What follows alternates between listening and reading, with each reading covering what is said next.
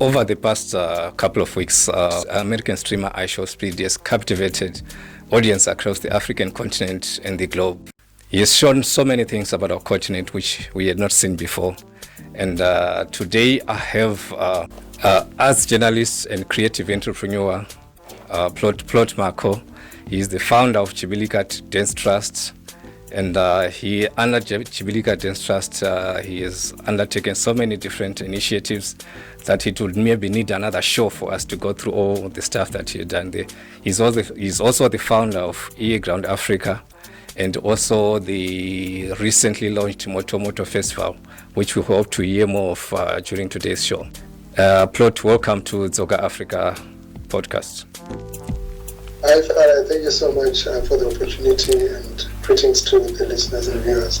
Great. It is a pleasure to have you today. Maybe just to start our episode today, just give us a picture of how you see the online content creating space in Africa and in Zimbabwe. Where are we, and how do we compare with the rest of the world? I think there's the online creation space in Africa is actually dominating. If you look at content creators from the continent, we do not have as much internet access as maybe the developed world, but yes, there's just so much content. Go on TikTok, you see how much Africa is dominating. If you go on Facebook, on YouTube, and across the different platforms. Maybe where we may be still lagging behind is just in terms of us owning the narrative and not running after trends, but being able to tell our stories boldly and proudly. Okay, you mentioned something very interesting, owning the narrative. Where do you think we're lacking in that regard? What do we need to do? I think we just need to be real. We just need to appreciate who we are. Because if you look, for example, you mentioned IShowSpeed. He didn't show anything outside of what we experience every day. But for us being able to see that, we started to see ourselves in positive light. So the things that we may be ashamed of, things that the world actually wants to see, our reality, our life, our stories, our untapped stories, because pretty much everything that is in the West, we've seen it, through a documentary, through a movie, through a dance theater piece, through a book, and so forth. But there's just so much in Africa that has not been documented, and we have a lot that possibly the world today could just be consuming, a form of content coming from Africa. Okay, that's very interesting what you're talking about, that we have a lot to show, and we also need to talk. You alluded to self-hate. We shouldn't be ashamed of ourselves. And looking at the content that IShowSpeed brought from Zimbabwe, for example, he was everywhere.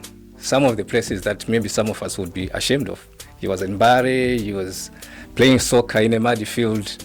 So what do you think is the lesson just from that, showing that, and that kind of content actually resonated with so many people who were watching the stream? If you check with IShowSpeed doesn't really create content. He reacts to reality. Okay. And he films it, he streams it. So he's reacting to your food, he's reacting to your weather, he's reacting to our art and so forth. And that for him has made him gain almost 50 million subscribers to his YouTube channel, and that's massive, that's huge, So I think for us the biggest lesson there is we just need to be ourselves, to be bold, to be proud. In the midst of any challenge that we're facing, we just need to continuously be telling our story and owning that story, because if we're not telling the story, we're going to allow others to tell our stories and our narratives in possibly a very convenient or wrong way. So I think we just need to realize that we don't always have to create a false impression for people to think that Zimbabwe is like this or that, right? Yeah. The world wants to hear that beautiful story of our Bira music, that beautiful story of our dance there and what's happening in Botito, what's happening in Kai. Those amazing, beautiful, traditional, cultural stories. These are stories that the world has not heard. Yeah. And even if they hear them today, they want to know more. They want to know our history. They want to know where we're going. They want to know what inspires us. We've got a beautiful story, a story of resilience. You go around the globe and Zimbabweans are everywhere. And that speaks to a nation that has got so much fire, that has got so much passion, so much drive in the face of adversities. We don't give up. We soldier on, keep working together. Very peaceful. No one attacked IShowSpeed when he was in Zimbabwe. He was able to move around freely. And I look at it says a lot about our warm hospitality. And I saw him in another country when he was in Ethiopia, in Zambia. The moments where he still mentioned, we're in Zimbabwe. Okay. There was a reminder to say, wow, the hospitality was so good that 2 countries later, he still thinks of Zimbabwe, still remembering Harare, Yeah, and what I also found interesting was that the content, the stream was also very entertaining. Very true, very entertaining. And these are things that we look at every day. We pass through, and see, and we don't find them interesting. But when the outside world comes through, exactly, these things, they're like, oh wow, this is beautiful, this is entertaining. Our own traditional music, the way you like salsa, he was demanding for salsa for hours. That says a lot. That our food is what the world wants to experience when they come to Zimbabwe. They want to eat what they already eating. They want to experience everything that they have. They want something different, and this is what we have, and that says a lot about how beautiful our country is. Yeah, you're talking about the food. One of the lines that I found very interesting when you said, "These balls taste good." When you're tasting it, You cook these balls? So it is. There are actually quite a lot. And the other thing which I think is also what I also found noteworthy about what this platform offers for us is that it breaks down the filter that mainstream media puts between us and the audience, the editorials and all those kind of stuff. Sure, because if you check, we are still running. I think this is a lesson for the content creators and media houses in Zimbabwe. Yeah. We are perfectionists in our approach.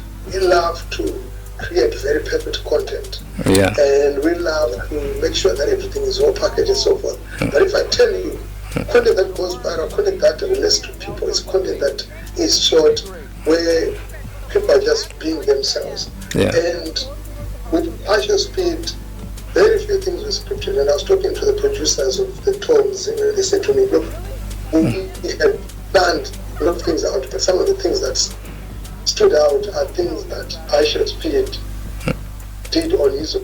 The reaction that KFC there, this was not planned. Talking to the girl was there, saying, I was an influence from just their own experience that happened there, and for 2 weeks Zimbabwe has been having a conversation around IShowSpeed. This speaks about impact. This is a 20-year-old exactly making such an impact. So I think it's also a reminder that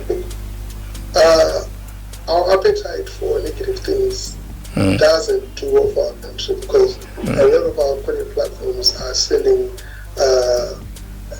scandal. Oh yeah. The negative narrative. Yes, when big things happen, you can talk about them, but the beautiful things are there in the country. The beautiful things are happening, and it's just us not recognizing that guy who's by the street corner who's polishing shoes to somebody who's coming from the States. That's a very interesting story. That combi that taking people from one point to the other and having loud music and so forth, to somebody who's coming from a country where there is a different transport system. That's fascinating. That's interesting. That's what they want to see. Yeah, and when you was in South Africa, you said, I want to show the world the real Africa. Yes. Yeah, that was actually quite interesting for me, because when I then looked at how he showed the world the real Africa, he didn't do anything special. It was just ordinary enough, taking people to choose for studios and the like. And whenever content creators come to Zimbabwe, people always say, why didn't you take them to Mbari? Why didn't you? So that is exactly what happened. And also the other thing maybe I would like you to talk about is our own content creators that appeared on the show, people like Chief Ben and the like. And I think that was very good exposure for you. It was very good exposure, but you see, the Zimbabwean audience and the media, we measure in trivia. Okay. Trivial things, small things, because you find, yes, there was a whole interesting element to the interaction with Chief Ben, with Yaya, and everybody else. But the bigger picture was that our influencers were sharing the same limelight with somebody who's got such a massive following. Yeah. And it's a once in a lifetime opportunity. Maybe IShowSpeed is not going to come to Zimbabwe, and that content that is already done is there online. There is a youngster who's there in Dubai there who didn't know about Zimbabwe, who's going to start researching about Zimbabwe. And IShowSpeed is influencing the Gen Z, and these are the current tourists, these are the young people. Yeah. And when they finish school, they want to travel around the world. And where do they go? They will come to countries that they've seen on IShowSpeed store. So the bigger picture there is Zimbabwe benefited so much from that tour. And right now, I think I just feel maybe our tourism ministry may not really fully grasp how big that opportunity was. It took more than possibly any other campaign that you can think of, because this was not propaganda, this was reality. Exactly. People love that reality. And looking, going forward from there, how do you think what would you say to the government, possible ways of maybe maintaining the momentum so that the country can after so many years of negative reports and portrayals, how can we maybe proceed forward from this event? I think moving forward, the government has to look at soft ways of shaping narratives and being very intentional and deliberate about what we want to say as a country. What do we communicate in terms of our culture? What do we communicate in terms of our music, in terms of just our sort of the kind of energy that we give to people when somebody speaks to Zimbabwean, what do they feel? These things have to be very, very intentional, because I think you should go beyond giving people the national dress and the national cloth, right? I think if there is, for example, you look at what happened with Superstar Johnny, right?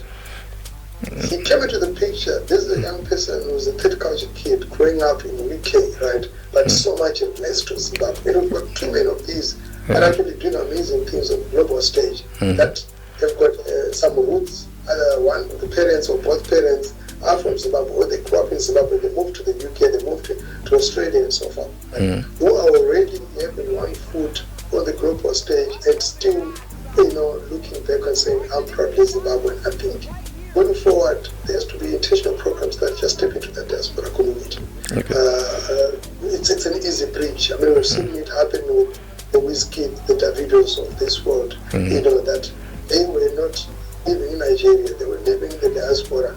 And with the confidence that they had, the exposure that they had, they were able to actually utilize that diaspora connection for them to sell and publicly show pride in their own country. So I think the diaspora community is one space that the government may need to consider actively engaging. Secondly, I think to go beyond the mainstream media as a vehicle to change the public perception locally and internationally, to actually go more of the social media side, and not just getting t-shirts and making people wear t-shirts and say proudly Zimbabwe. No, it has to be a push for a culture. A culture that says Zimbabwe, culture that celebrates Zimbabwe. If you look at how they curated the IShowSpeed tour, they made sure that there is a Mbira player, they make sure that there's a Maripa player, because this is what identifies with us as Zimbabwe. What if those things are pushed through different media platforms, if they're pushed in schools and communities, so that people don't just interact with marimba and bira at a point where there's a visitor. How often do you in your family have marimba or bira being played? How often do we see bira and marimba being played in different social, communities, even in business spaces? Yeah. I've never seen a business conference where they say, look, we want to have that bira out. Exactly, yeah. Other fancy band, yeah. But for thinking that, look, we've got these cultural ambassadors in the form of our music and so forth. So I think it's hands on deck. It can't be done just by the government. Also, us as a people, we just need to love ourselves. We need to love our country. We need to see this as a turning point to say, wow, there's someone who's actually appreciating what we have. Yeah. So why don't we appreciate ourselves? Because Nigerians love themselves so much to the extent that the world started looking at them and saying, oh, why do Nigerians love themselves so much? Because if you see everything from names, Nigerians, a lot of their people are named using native languages. You know, their food, their music, everything that they do. Watching African movies, listening to Afrobeats, everything about Nigerians speaks about it's Nigerian. Right. Yeah. Exactly. So Zimbabweans do the same. I don't think the world can ignore us. We are too powerful to be ignored. Yeah, that's a very important angle as well that you bring about. And how do you think maybe we got there in the first place? How did we get to this position where there's this kind of, I keep repeating the word self-hate, where we seem to be ashamed of ourselves? I mean, obviously there is the political side, which I will not dwell much into, but you know, what's the national spirit? What's the spirit that is being promoted in the country? We have to promote more oneness, togetherness, loving each other, and lesser of divisions, lesser of you are blue, you are black, you are red, you are yellow. So that, yes, for years made us, start looking at each other as you are islanders, you are dynamos. Right? We have to go beyond these physical things that define us and just look at ourselves as Zimbabwe. Because, for example, those Nigerians, South Africans, they speak different languages, but they're able to actually interact together. Right?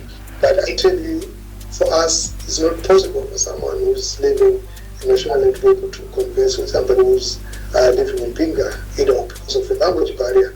But you would find there is a chance, or possibly maybe someone in Pinga would learn Shona, but not the Shona person learning Nambia or Kalanga or learning Tonga. So we have to put those efforts at educational level, efforts to learn languages, efforts to learn, understand cultures, efforts to embrace each other and say, look, let's just coexist, let's love each other. What language do we speak as Zimbabwe? Our language should be love, our language should be unity, our language should be, we're winning together as a country, because we're too divided and now with social media. So I think we need to get a point where we just appreciate people that are doing amazing things based on narrative. We need to appreciate each other, regardless of where we're coming from, be it race, be it ethnic group, language or something.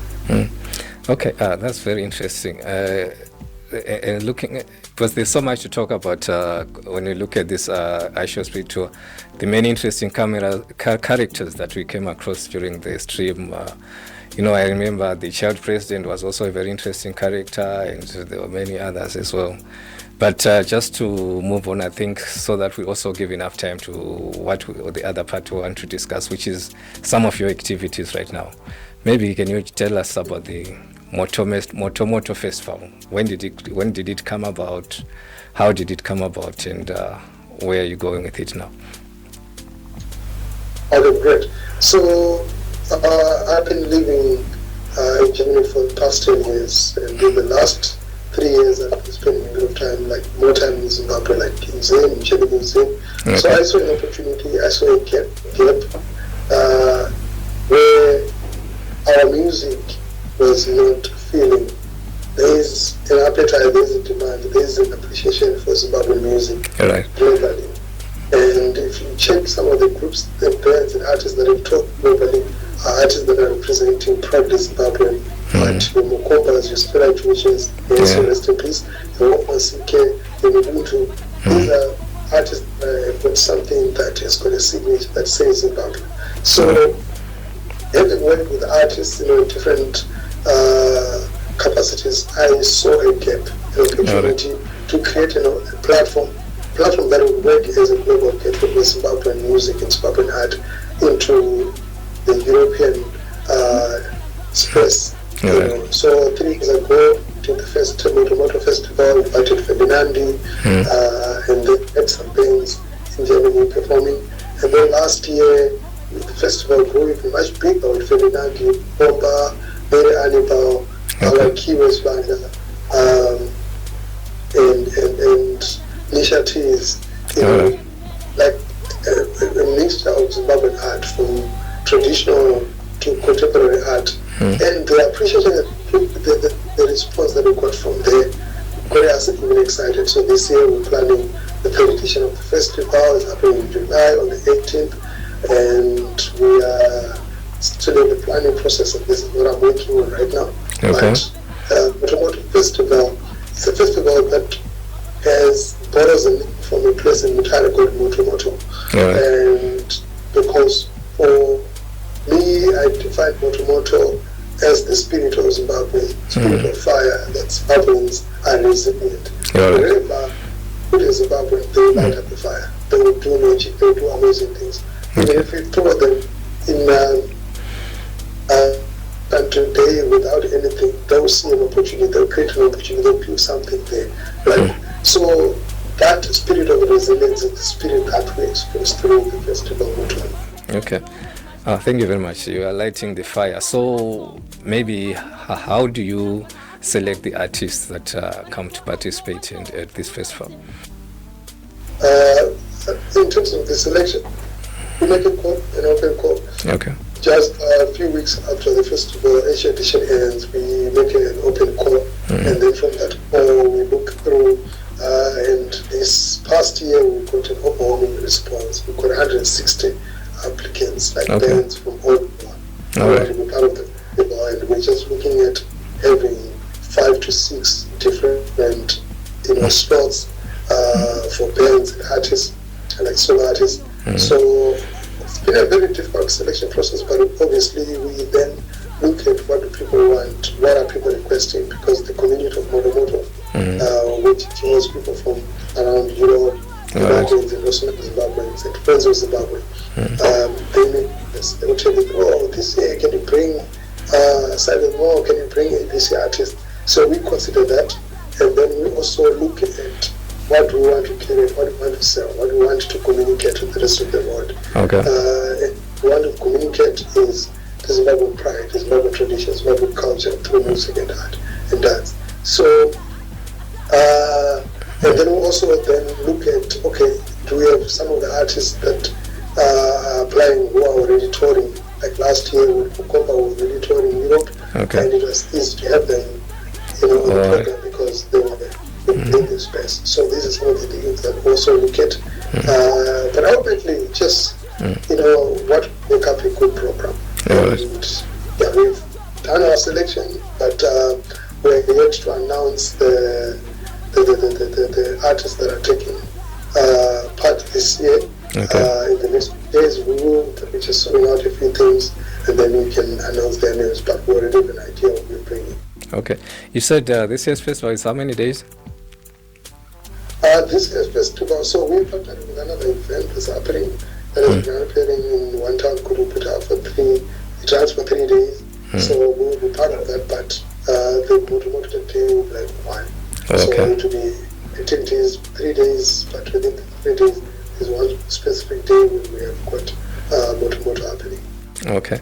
And how important is this interaction of Zimbabweans or maybe Africans in the diaspora through art, through music? How crucial is it?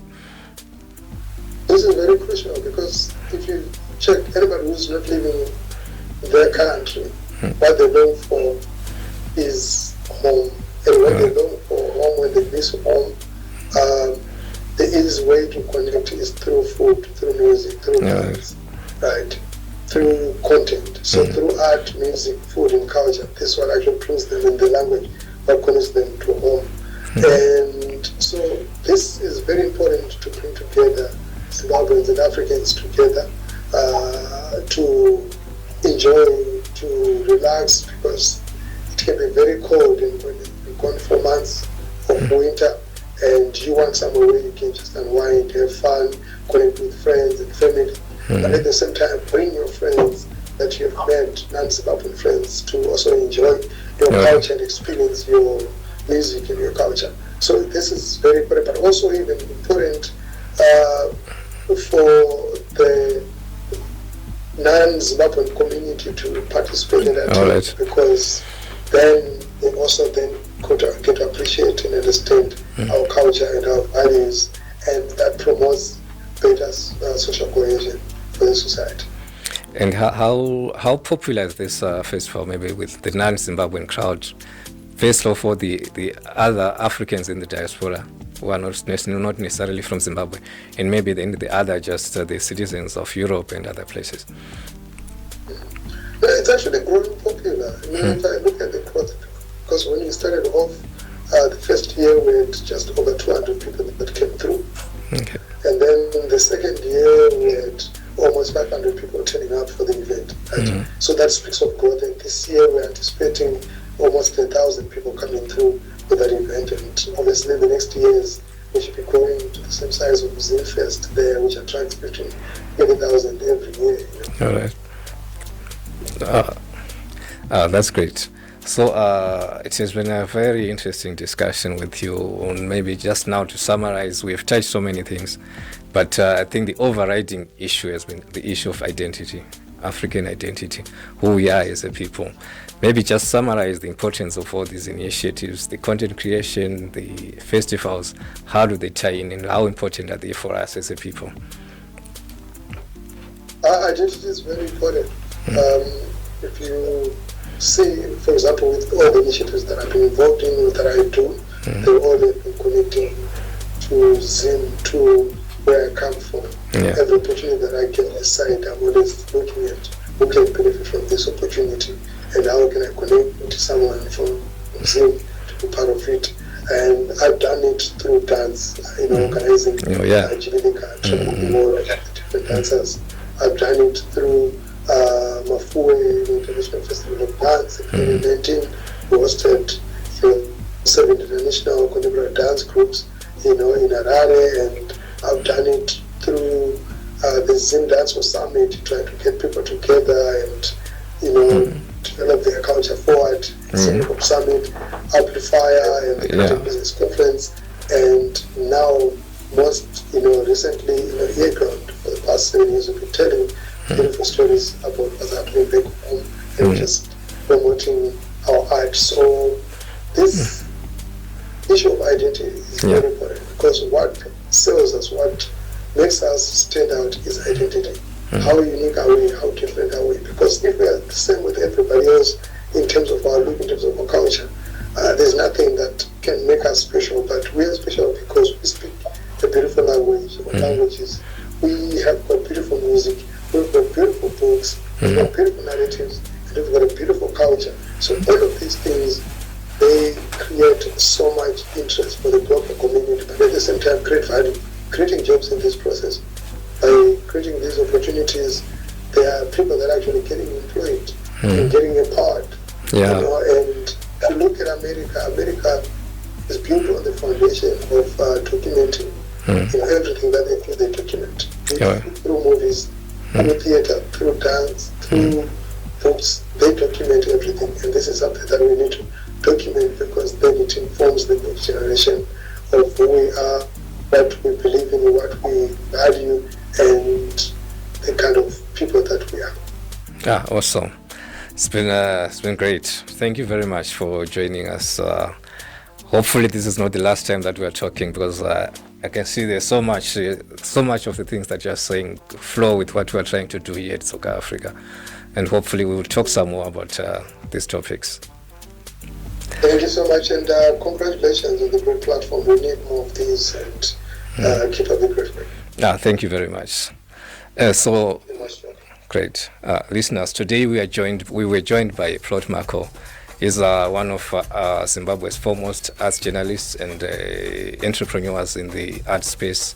And as you heard for yourselves, there's so many things that are happening out there, and he's involved in a lot of that stuff. So we appreciate his presence today, and hopefully you got something from all the insights that he shared with us. And until we see each other on the next episode of Dzoka Afrika, stay tuned and goodbye.